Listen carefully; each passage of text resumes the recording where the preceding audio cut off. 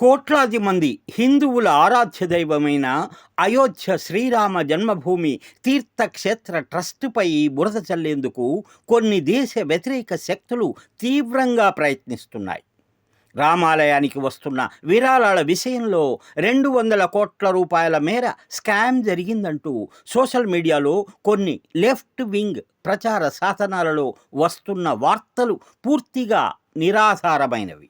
ప్రపంచవ్యాప్తంగా ఉన్న భక్తుల నమ్మకాన్ని, రామమందిరం యొక్క ఖ్యాతిని దెబ్బతీయాలనే దురుద్దేశంతోనే ఈ అబద్ధపు ప్రచారాన్ని తెరపైకి తెచ్చారు. నిజానికి విరాళాల సేకరణ మరియు లెక్కింపు ప్రక్రియలో పారదర్శకతను కాపాడడంలో ట్రస్ట్ ఎల్లప్పుడూ అత్యంత నిబంధనలతో కట్టుబడి ఉంది. నిధుల నిర్వహణలో ఎలాంటి చిన్న పొరపాట్లు జరగకూడదనే ఉద్దేశంతో ట్రస్ట్ స్వయంగా చొరవ తీసుకొని ఉత్తరప్రదేశ్ ప్రభుత్వానికి లేఖ రాసింది. ఈ వ్యవహారంలో వాస్తవాలను నిగ్గు తేల్చాలని కోరడంతోనే సీఎం యోగి ఆదిత్యనాథ్ ప్రభుత్వం తక్షణమే 3 సభ్యులతో కూడిన ఉన్నత స్థాయి ప్రత్యేక దర్యాప్తు బృందాన్ని ఏర్పాటు చేసింది.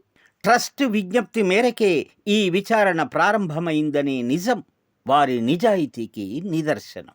బ్యాంకింగ్ లావాదేవీలు, డిజిటల్ లెక్కింపులలో వచ్చే కొన్ని సాంకేతిక వ్యత్యాసాలను మరియు కొందరు కింది స్థాయి తాత్కాలిక సిబ్బంది వ్యక్తిగత అవకతవకలను ఆసరాగా చేసుకొని దానిని ఏకంగా 200 కోట్ల రూపాయల కుంభకోణం అంటూ ప్రతిపక్షాలు, లెఫ్ట్ మీడియా సంస్థలు భూతద్దంలో చూపిస్తున్నాయి.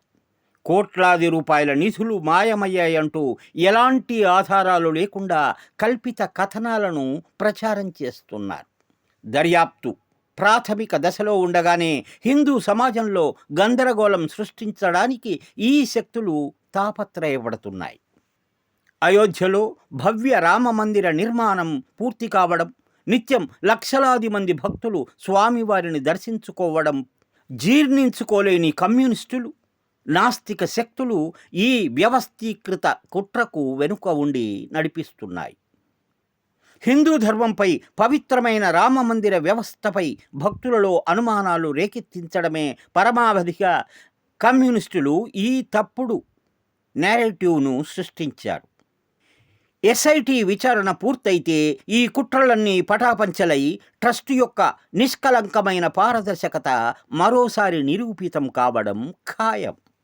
Mind Media, the voice of India.